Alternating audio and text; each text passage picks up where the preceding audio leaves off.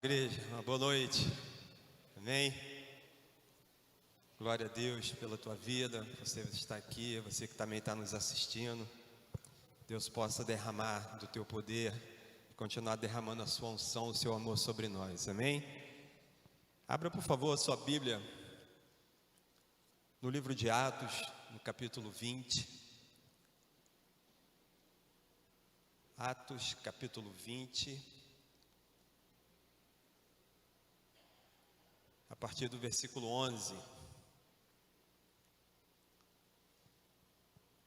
Atos 20, 11.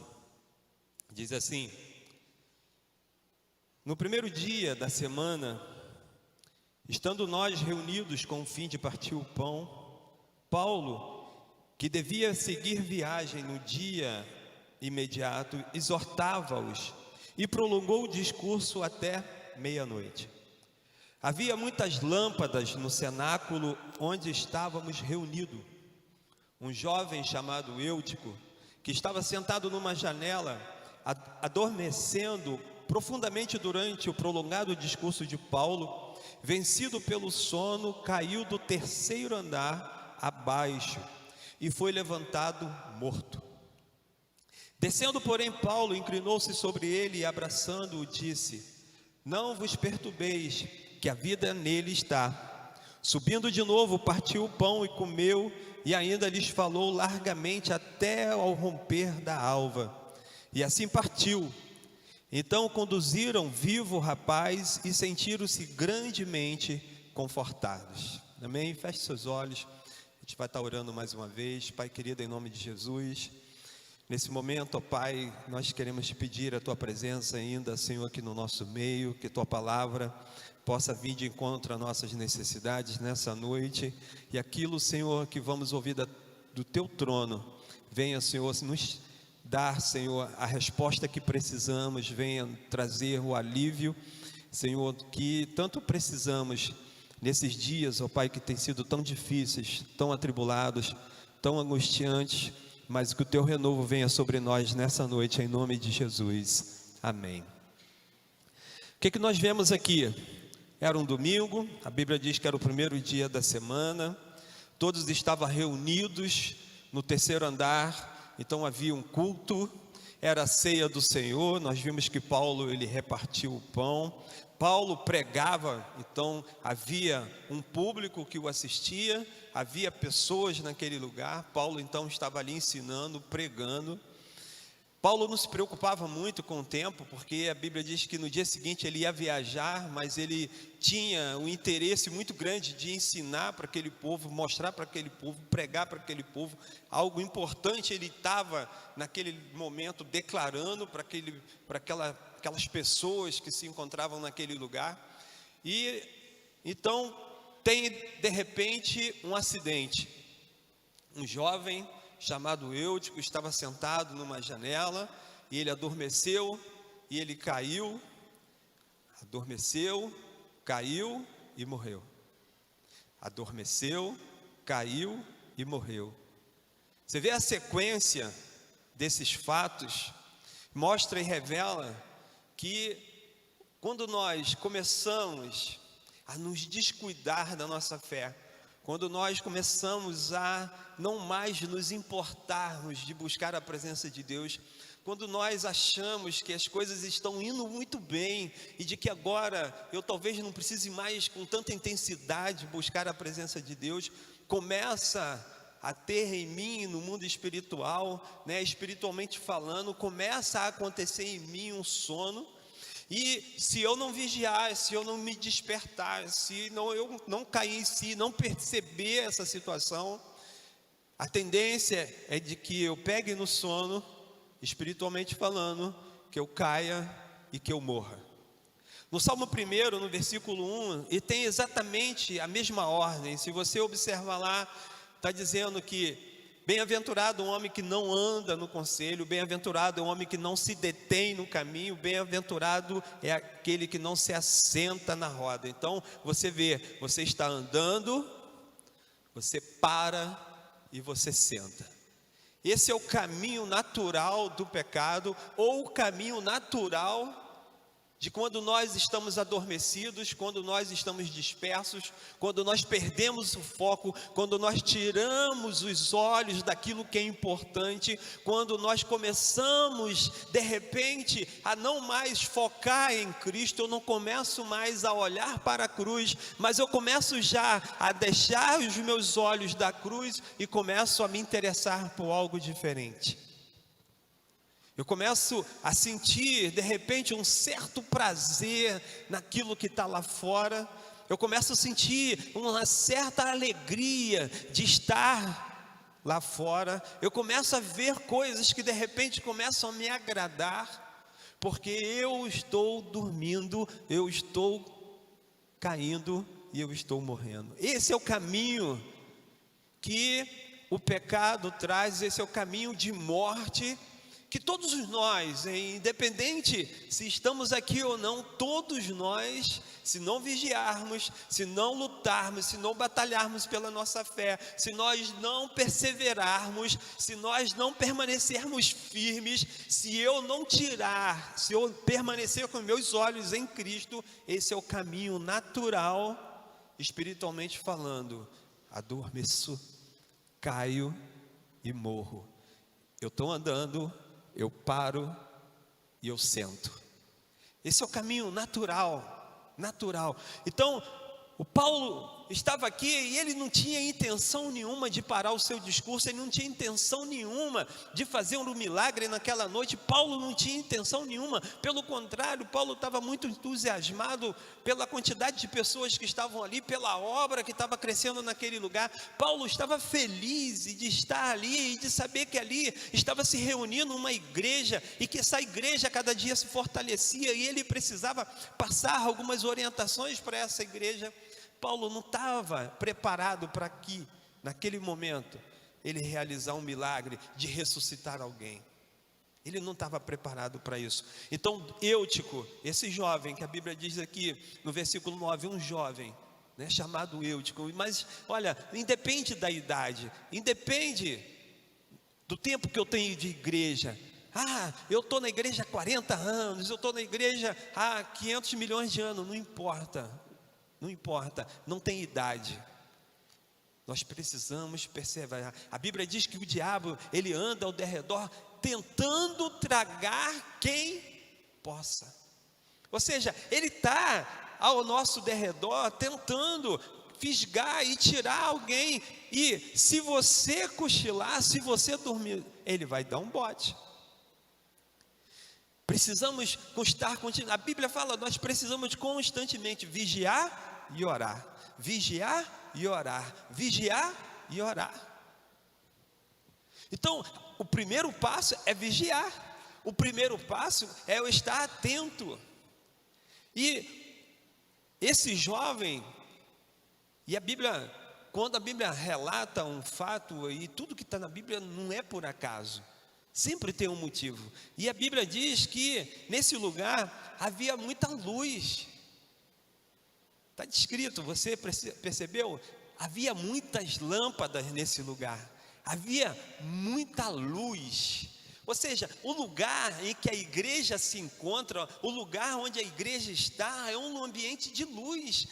E Jesus falou sobre isso: olha, vocês sois o sal da terra, vocês são a lâmpada, a luz desse mundo. Então, onde a igreja está reunida, onde tem a pregação da palavra do Senhor, onde você vê louvores, onde você vê adoração, onde tiver 2 ou 3 reunidos no nome do Senhor, o Espírito Santo se faz presente. Então, nesses momentos, nessas reuniões, nós podemos perceber que há luz, há calor, a quantidade de luz. Eu fico imaginando que deveria ser uma casa, de repente, com 3 andares, e esse espaço que a igreja se reunia não deveria ser muito grande. Então essa quantidade de luz, ela provocava a luz e também provocava calor. E nós sabemos que o Espírito é fogo consumidor. Então a presença da igreja, ela tem que ser luz e tem que ser fogo. Mas esse jovem, ele estava sentado à janela. Esse jovem, ele preferiu estar na janela. Ao invés dele estar no meio da congregação, ao invés dele estar ali reunido no centro, ele estava na janela. E o fato dele estar na janela, o que ele fazia? Ele ouvia Paulo pregar, mas ele olhava também para o outro lado, ele olhava para fora, ele olhava para Paulo e ele olhava para o mundo, ele olhava para o pregador e olhava para o enganador. Ele estava naquela janela, e na janela ele tinha a visão dos dois lados, mas ele não se decidia por qual lado ele queria ficar. E aí me faz reportar lá para o capítulo 16 de Êxodo, quando eu vejo o povo saindo do cativeiro do Egito, e 15 dias depois, a Bíblia relata isso, 15 dias depois, olha só, 15 dias depois que o povo saiu do Egito, que Moisés atravessou o Mar Vermelho com aquele grande poder, com aquele milagre, aquela multidão de pessoas atravessando aquele mar. E aí, tu presta atenção, porque quando a gente lê a palavra de Deus, a gente às vezes coloca as coisas muito assim no sentimento, né? Naquilo que é maravilhoso, e esquece dos detalhes. Você presta atenção, foram milhões de pessoas que saíram daquele lugar. E você vê um povo, você vê o nosso país, você tem o quê? Tem pessoas de 100 anos, tem pessoas de 90, tem pessoas de 50, tem pessoas de 30, tem pessoas com saúde, tem pessoas doentes, tem homens, tem mulheres, tem crianças, tem pessoas que têm deficiência. Então, quando você vê um país, quando você vê um povo, você vê vários tipos de pessoas. Então, você vê que durante a caminhada daquele povo atravessando aquele mar, havia várias velocidades diferentes. Havia aquele jovem, aquela criança que saiu correndo na frente, desesperado, e havia aquele senhorzinho lá que vinha lá atrás, com passinhos devagarzinho. E aquele mar permaneceu aberto até que o último tirou o pé de dentro do mar. Então, o povo viu esse milagre, testemunhou a presença de Deus através da nuvem, da coluna de fogo, e 15 dias depois, aquele povo estava no deserto, e aquele povo começou a murmurar e dizendo para Moisés: Moisés, quem me dera ter morrido lá no Egito, ao lado das panelas de carne. Quando nós estamos sentados à janela, nós estamos exatamente assim, nós estamos olhando para Canaã, mas estamos com a nossa mente presa lá no deserto, lá no cativeiro do Egito, perdão. Estamos olhando para Paulo pregar, estamos olhando para o mundo. O povo de Israel estava com os olhos em Canaã, mas estava com a sua mente cativa ainda lá no cativeiro do Egito. Quando eu estou sentado à janela, eu estou revelando que a minha atitude, o meu comportamento, a minha decisão é o seguinte: eu não sei se eu fico lá ou se eu fico aqui. Os prazeres do mundo começam a me chamar a atenção, as coisas começam a ter um peso maior nas minhas decisões. Eu começo já de repente a me afastar um pouco da palavra de Deus, e de repente algumas atitudes que antes eu não tomava, agora de repente eu já, o que tem? Não tem nada a ver, também eu era radical demais, agora estou um pouco mais liberal. E na realidade você está sentado à janela, olhando para Paulo pregar, mas ao mesmo tempo olhando para o enganador sentado naquela janela. Aquele povo, ele desejou morrer no Egito porque estava ao lado da panela de carne. E aí você vê Esaú chegando diante de Jacó, cansado, e viu uma panela de sopa, de um caldo, e trocou aquilo que era importante, aquilo que era principal, por causa de uma sopa. Você acha que Esaú morreria se ele esperasse mais 1-2 horas para poder almoçar? Você acha que ele morreria de fome, de esperar de repente preparar alguma coisa para ele comer? Mas quando ele viu Jacó preparando aquilo ali, ele desejou e trocou aquilo que era importante, trocou a sua primogenitura, ou seja, ele trocou as bênçãos de Deus por algo que ele comeu e que acabou. Depois ele foi dormir, e quando ele acordou já tinha passado. E aí nós trocamos aquilo que é importante, aquilo que é essencial, pelo um prato de lentilha, pelo um prato de sopa, por aquilo que o diabo está nos oferecendo. Nós começamos a trocar e não valorizar mais a palavra de Deus, a oração, a vir na igreja e estar em comunhão. Por quê? Porque o apetite do mundo começou a me satisfazer.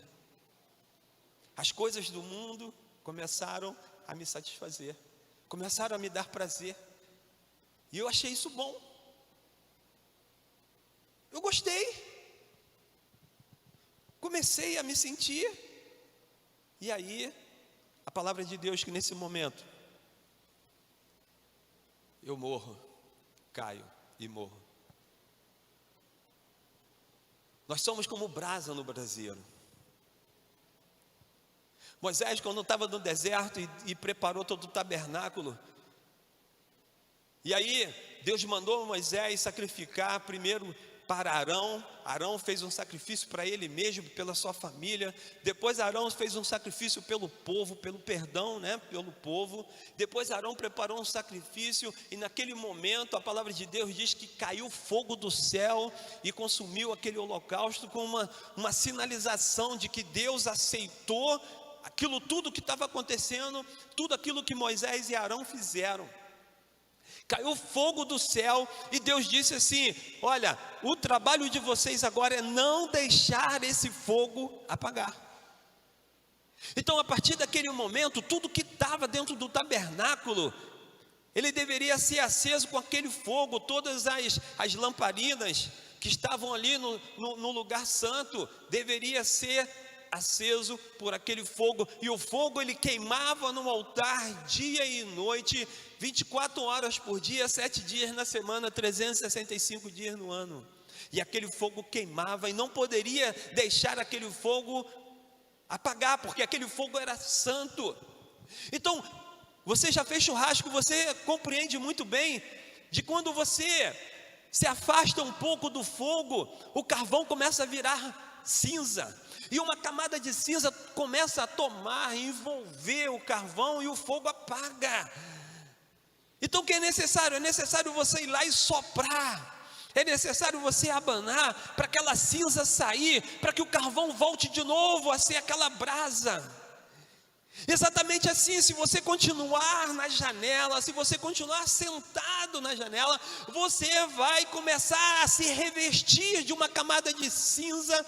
Espiritualmente falando, o fogo vai apagar, você não vai ter mais o fogo que vem de Deus, que te aquece, que te mantém, que te sustenta, que te ajuda, que te livra, que te guarda, que te dá discernimento, que te dá sabedoria. Esse fogo começa a apagar. O fogo é o Espírito Santo de Deus, igreja, e Jesus Cristo prometeu que esse fogo estaria presente na nossa vida, mas o nosso papel, a nossa atividade é manter esse fogo aceso. Então, ou seja, para eu poder manter o fogo aceso, eu tenho que descer na janela e começar a dar importância àquilo que é verdadeiramente importante. Ouvir a palavra de Deus, dar atenção à palavra de Deus, obedecer à palavra de Deus, voltar aos princípios que eu de repente comecei a me afastar, voltar a dar importância a essas coisas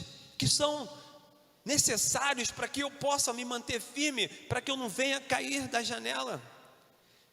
E interessante, igreja, que a Bíblia diz que se Eutico, ele estava sentado na janela, teoricamente ele poderia cair para qualquer um dos dois lados, mas ele caiu para o lado de fora. Eu entendo de que Eutico caiu para o lado de fora, porque foi para onde ele estava mais tendendo a ir, para onde mais o peso do seu corpo tendia. Então você pega a física e você consegue ver aonde tem mais peso, é para onde ele vai cair. Então Eutico caiu para o lado de fora de 3 andares, porque o seu corpo já estava praticamente fora da janela. Quando nós, igrejas, caímos no pecado, olha, não foi um susto. Isso vem já com um processo acontecendo. O pecado ele não vem assim na minha vida, pequei. Não, tem um processo. Eu começo a me afastar, eu começo a olhar, eu começo a desejar, e quando eu vejo, eu caio. É desse jeito. É desse jeito. Quando eu vejo Eutico nessa cena, eu vejo uma pessoa que estava completamente alheio àquilo que Paulo já estava falando. Eu creio que no início ele ainda estava escutando alguma coisa da mensagem, mas eu garanto para você que começou a dar 10 horas da noite, Eutico já não lembra mais nada que Paulo pregava, porque ele começou a dar muita atenção àquilo que estava lá fora, ele começou a dar mais atenção àquilo que está fora da janela. E o sono espiritual gera morte. O sono espiritual gera morte. E esse sono de Eutico, ele é um símbolo de uma igreja adormecida, que tem uma mentalidade que não dá-se conta dos problemas alheios, dos problemas das outras pessoas. É de uma igreja e de atitudes, né? E quando eu falo igreja, somos todos nós. Atitudes nossas que não nos importamos mais com aquilo que está acontecendo ao meu lado, que está acontecendo na sociedade, que está acontecendo com o meu vizinho. Nós vimos aqui no domingo pela manhã os testemunhos daquelas mulheres. Você via aquela mulher com 35 quilos, alguma coisa assim, né? Era pele e osso, que ela falou que não podia nem sentar no banco porque ela sentia dor, porque não tinha carne e músculo, nada ali para poder amortecer. Ela sentia dor de sentar, de tão magra que estava. E uma igreja adormecida é uma igreja que não se importa com isso. Isso não choca. Isso não mexe mais, não emociona, não traz um momento de reflexão. Eu falei, meu Deus, eu tenho tanta coisa, e às vezes ainda reclamo. É uma igreja adormecida, ela não dá mais valor, e essas coisas. Uma igreja adormecida é que não valoriza mais os milagres que acontecem no meio da igreja. Uma igreja adormecida, eu adormecido, são aquilo que nós não nos importamos mais com nada. Uma igreja adormecida é uma igreja que não se incomoda com aquele que está perdido, com aquele que está afastado, com aquele que está lá fora precisando de Jesus Cristo. E eu vou te contar uma história. Havia uma cidade muito distante, né? E essas histórias normalmente contam essas coisas, normalmente elas não são verdadeiras, mas elas contam assim para poder dar ênfase àquilo que a história quer relatar, né? Então essa cidade era muito distante, longe de tudo, né? Quilômetros de tudo. Então havia lá uma cidade, e de repente aquela cidade se acometeu de uma seca muito grande, e passaram-se os dias, e não chovia mais na cidade, não chovia mais, e as pessoas começaram a morrer de sede. E aí um jovem, ele se atreveu a sair da cidade, se aventurar a pé para chegar em algum lugar. Pelo menos eu não vou morrer aqui, eu morro no caminho, mas eu não morro aqui nessa cidade. E nessa sua aventura, esse jovem encontra uma fonte de água cristalina. E ali então ele se joga naquela fonte, e ele bebe, se sacia, toma banho, e ele volta para a cidade revigorado. E ele senta, ele coloca uma cadeira à frente da sua casa, na varanda, e ele senta naquela cadeira, cruza os braços e fica observando o povo daquela cidade morrer de sede. E ele sabia onde tinha água. E todo dia ele levantava, ia naquela fonte, e ele bebia, se lavava, voltava para a cidade, sentava e via o povo morrer de sede. Uma igreja adormecida que não se importa com as vidas, são igrejas que sabem aonde está a fonte de toda a água e não fala para ninguém onde está. As pessoas estão morrendo, as pessoas estão indo para um caminho de morte, para um caminho triste, indo para o inferno, e a igreja adormecida é aquela que não anuncia: ei, olha aqui, cara, vem para cá, tem uma fonte d'água aqui, você não precisa morrer. Eu sei aonde tem uma fonte que jorra para a vida eterna, vem cá. Uma igreja adormecida, ela não se importa com as vidas que estão se perdendo. Uma igreja adormecida é uma igreja que não transforma ninguém, poucos testemunhos, poucos milagres, não transforma nada. É uma igreja que não deixa a sua marca. E aí eu quero compartilhar com vocês o que está lá em Cantares.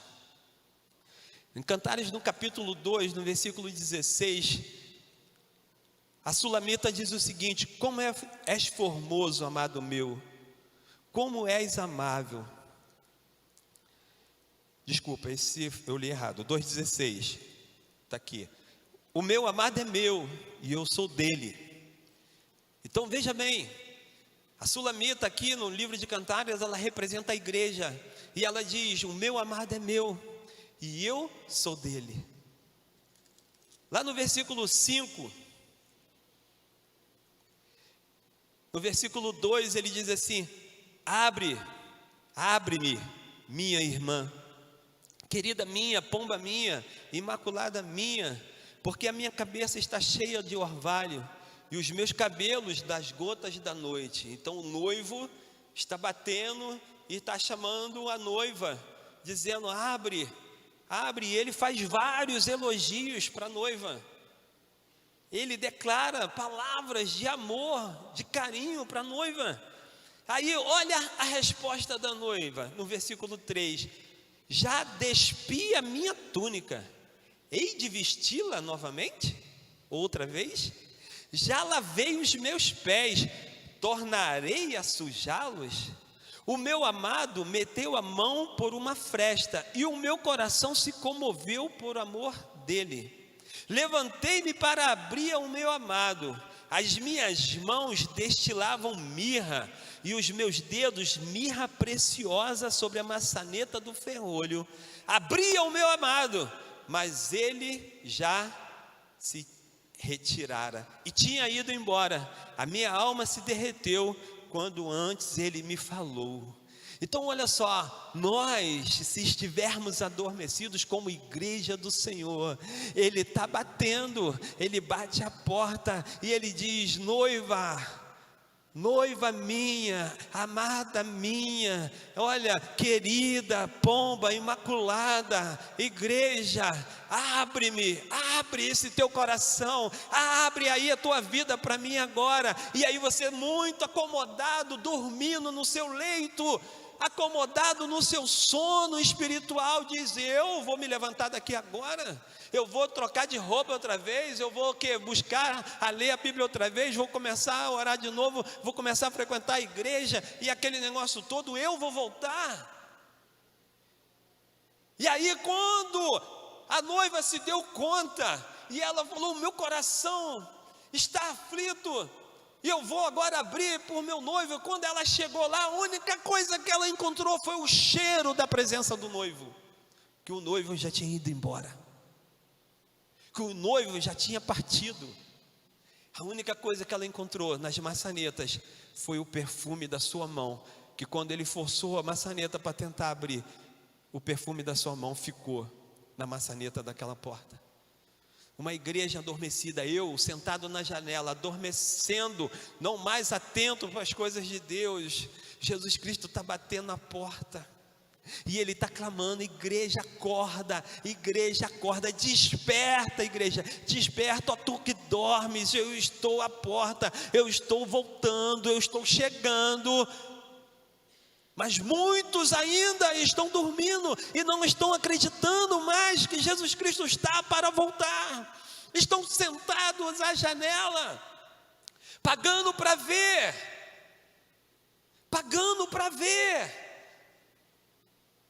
Eu estou aqui, mas Jesus não vai voltar agora não. Olha, o nosso Deus é um Deus perdoador. O nosso Deus é um Deus que nos ama e nos perdoa.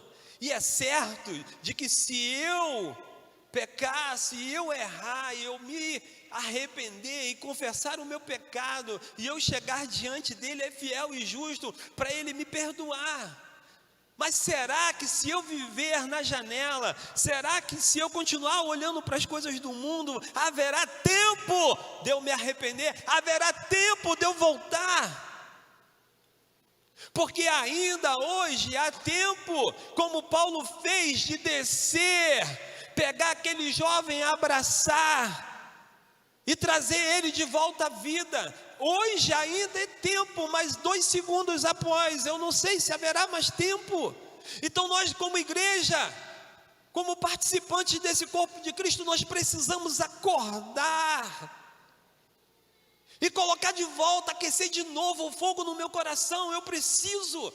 Essa noiva sulamita, ela mostrou indiferença para o noivo, e quando eu estou sentado à janela, eu estou sendo indiferente àquele que fez tudo por mim, aquele que morreu por minha causa, aquele que ficou pendurado naquela cruz pelo amor de mim, e eu estou olhando para a cruz e estou dizendo: isso não me importa, isso não tem valor nenhum.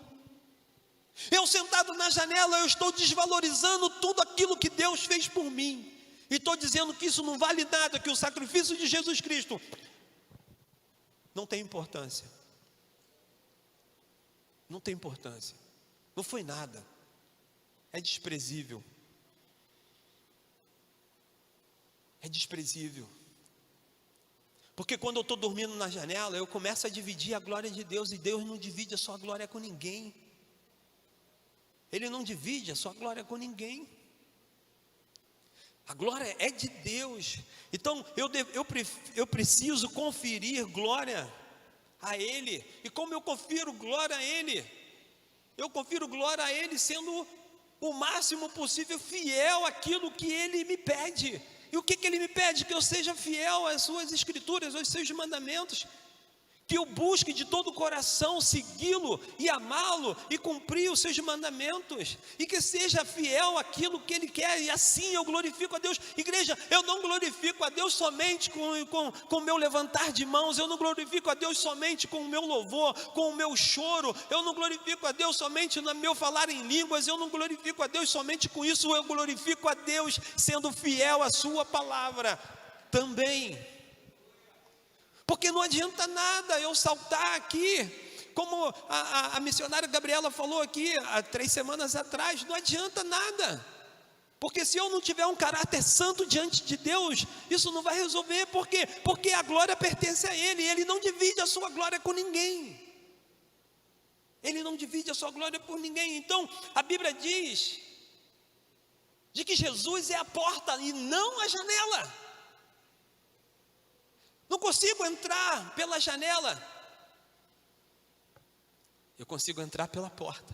No reino de Deus, eu só entro pela porta, eu não entro pela janela. Jesus Cristo jamais disse que Ele é a janela. O que Ele disse? Eu sou a porta, aquele que entrar, achará. Pois é pela porta, não existe janela. E agora eu lembrei uma coisa: o tabernáculo não tinha janela, ele só tinha uma porta. O tabernáculo só tinha uma porta. E Jesus Cristo disse o quê? Eu sou a porta. Eu sou a porta. Então a janela não é lugar de crente, igreja. A porta sim. Janela não é o nosso lugar, eu não posso ficar na janela. É por esse lugar, pela porta, que eu devo entrar. E é o tempo, igreja, de eu viver 100% Deus. É o tempo de nós vivermos 100% Deus. Mas lá em Jó diz que mesmo que a árvore seja cortada, o seu tronco caído, podre, mas ao cheiro das águas, ele brotará e se tornará uma árvore. Então há esperança para o caído, há esperança para aquele que dorme, ainda há esperança para aquele que dorme. há esperança para você. Se por acaso você andou cochilando, se você começou a trocar olhares